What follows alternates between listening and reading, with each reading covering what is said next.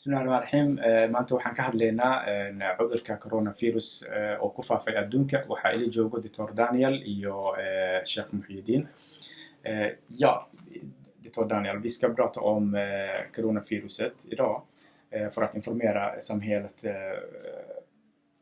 Vad är coronavirus för någonting? Jo, det är så här att vi har sett att coronaviruset, det är egentligen ett influensaliknande virus som gör att man får hosta och feber och kan bli väldigt, väldigt trött och mycket, mycket sjuk. Och vi har sett att det är många svensk-somalier som har drabbats av det här viruset. Doctorka wuxuu noo sheegay in coronaviruska uu u eg yahay hargabka, inuu qufac leeyahay, inuu qandho leeyahay. Wuxuu kaloo inoo sheegay in Soomaali badan oo ku dhacay cudurkan oo waddanka degan Sweden. Ja, vad är symptomen och hur ska jag veta om att jag har coronavirus? Symptomet, hur känner man symptomen coronavirus? Det är precis det. Jag berättade att man kan ha hosta, feber och må allmänt dåligt, få muskelvärk till exempel. Sidoo noo sheegay doctorka wuxuu yidhaahday sida hargabka kale u eg yahay, madax xanuun ayuu leeyahay oo qandho ah, wuxuu leeyahay qufac. Okej, hur ska vi stoppa spridningen av coronaviruset? Just det. Coronaviruset sprids via vad man kallar droppsmitta. Det vill säga om man hostar på någon så kommer det ut virus som man får andas in. Därför är det viktigt att man håller lite avstånd mellan varandra och att man inte ser till att träffa de som har misstänkt coronainfektion. Doctorka wuxuu noo sheegay waxa aad u fiican uu yiraahdo in aan la isku dhawaanin, qufaca qofka afkiisa markuu ka soo baxayo ayuu ismid samayn karaa, marka in laga dheeraado qofka oo aftoonda la sameeyo. Wuxuu kaloo inoo sheegay qofka xanuunsan inaan la booqan karin. Det är också väldigt viktigt att man tvättar händerna ofta och att man inte är nära de som är extra känsliga för att få den här infektionen. Waxaa kaloo muhiim ah oo doctorka inoo sheegay in gacmaha si fiican loo dhaqo oo si aanan loogu gudbinin dadka oo u fudud yahay cudurkan in uu ku dhaco. Vi måste tänka på de som är sjuka och de som är äldre. De som har andra sjukdomar eller de som är svagare i samhället så tillvida att de inte har samma hälsa som vi som är friska. Waxaa muhiim ah inaan aad ugu fikirno dadka waayeelada ah iyo dadka xanuunada kala qabo så ayaga uusan ugu fidin. I vanliga fall så är det ju jättebra att man besöker sina äldre och att man tar hand om sina sjuka och är nära dem. Men i det här läget är det extra viktigt att vi håller avstånd. Man får träffa dem via FaceTime istället. Ja.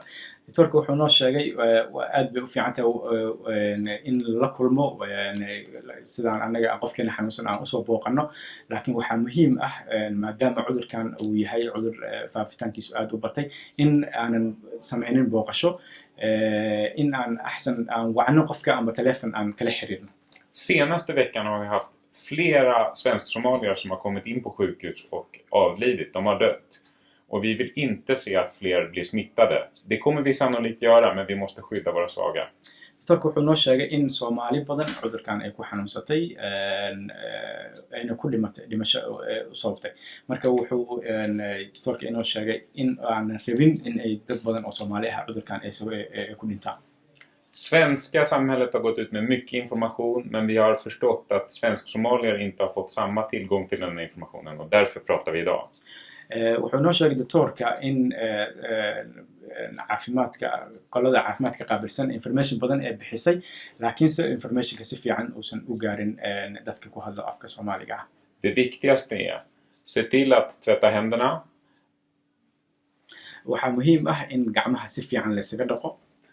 Och se till att inte gå till jobbet om man är sjuk eller träffa andra. Waxaa kaloo muhiim ah qofka haddii uu dareemayo in uu xanuunsan yahay inuusan shaqo aadin ama uusan dadka la kulmin. Besök inte äldre släktingar eller se till att de kan hålla ett visst avstånd i nuläget. Waxaa kaloo doctorka oo inoo sheegay in aanan la booqanin dadkeena waayeelka ah oo laga fogaado maadaama arrinkan dartiis. Och undvik större folksamlingar. waxaa kaloo doctorka inoo sheegay in aan ka dhowrsanaano meelaha dadka ay ku badan yihiin sida restaurantigaasha oo kale aroosyada oo kale inaan isku imaanin oo aan kala joogno guryaha kala joogno. I nuläget finns ingen behandling så det är viktigt att vi inte smittar våra äldre och höra. waxaa muhiim ah waqtigan xaadirka ah doctorka wuxuu inoo sheegay inaysan jirin wax cudurkan lagu daaweyn karo laakiin muhiimaddu waxay tahay in annaga aan ka taxadir aan sameyno. Det är vårt budskap till er idag. intaas waaye intaan rabno inaan ummadda soo gudbino. waxaan usoo jeesanayaa imaamka sheekh Muxiidiin oo asagana meeshaan marti noogu ah. sheekh Muxiidiin wuxuu doctorka inoo sheegay coronavirusku wuxuu yahay. wuxuu kaloo inoo sheegay habka uu ku faafayo. wuxuu kaloo inoo sheegay sida aan ku yareyn karno inuu faafo coronaviruska.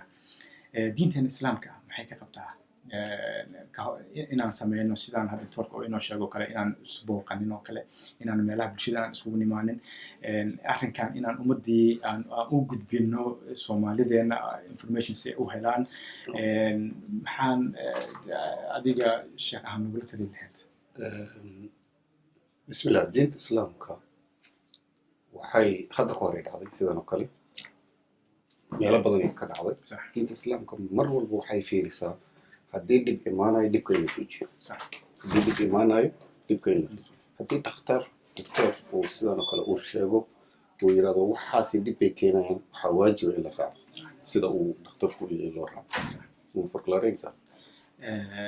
Han imamen förklarar att det här hände sån här tidigare och det är viktigt inom islam att man lyssnar rekommendationen så att inte spridningen blir mer. Så imamen, jag kommer att ställa honom de frågorna vad han tycker att vad säger om religionen och så vidare. Så då kommer han fortsätta det.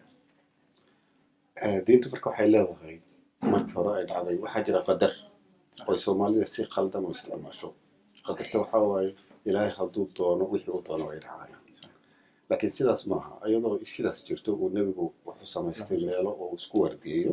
wuxuu samaystay godow jeexday maalintii qadaq oo kale sidii loo taxadari lahaa uuna tusay. diintu marka waxay qabtaa in asbaabta la qaato taxadar la sameeyo. ما شاء الله.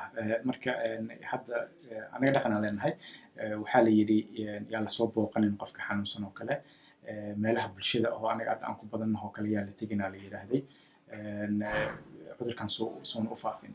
marka dadka waxaan rabnaa in ay maaragtay arrinkaas ay fahmaan aanan u qaadanin si qalad ah. dad badan dhaqaatiirta Soomaaliya ayaa arrinkan si fiican u faafisay oo ka hadashay. marka annaga muhiimadeena waxay tahay in dadkeena ku hadla afka Soomaaliga in ay fahmaan habka looga hortagi karo. malaha maanta daawo soo doctorka oo inoo sheegay marka kala joogidda inaan meelaha bulshada aan la isugu kulmin way adag tahay. Soomaalida dhaqankeeda wuxuu yahay inay kulmaan. صح. dhaqankeeda wuxuu yahay informationka ma helaan. صح. ilaa ay isku yimaadaan oo fadhi ku dirrada isku tagaan. aad u adag tahay. laakiin waa in taas la joojiyaa inta uu waxan socdo. si aan u joojino waa aniga soo baxaya aabaha guriga jooga waa soo baxaya dadka u imaanaya waa la sheekaysanaya waa qaadaya cudurkii aaba u geynaya. صح. san aaba marka waa dhibaatay ama hooyo. صح. taas waxa way sameelkeena uu dhib badan yahay laakiin waa inaan qaadano roodka ay noo soo jeedinayaan dhaqaatiirta iyo dawladda. midda labaad waxa way qadarta ay Soomaaliya waxay u isticmaalayaan si khalad ah. waxay dhahayaan ilaahay hadduu qadar waa dhiman lahaa kulli saas ma aha. qadartu waxa way adigoo dadaalaya walaa tulqu biaydikum ila tahluka ilaa wuxuu yiri naftaada dhib ha geeni naftaada. marka wixii hadda aragtay inay dhib tahay ama dhakhtarku uu yiraahdo dhib waa inaad joojiso. ما شاء الله.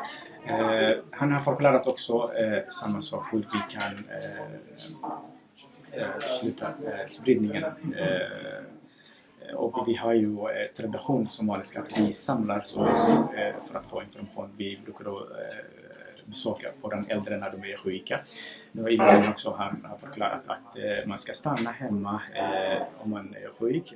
Att man ska inte heller gå ut till restaurangerna så att man inte tar med sig till sina gamla föräldrar som är hemma så att man inte blir smittad.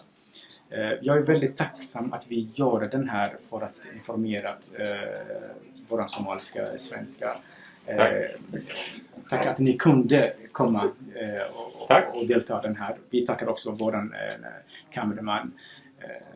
Tack ska du ha att du kunde komma och tack Viktor också. Vi hälsar på den här hälsningen. Okej. Tack så mycket.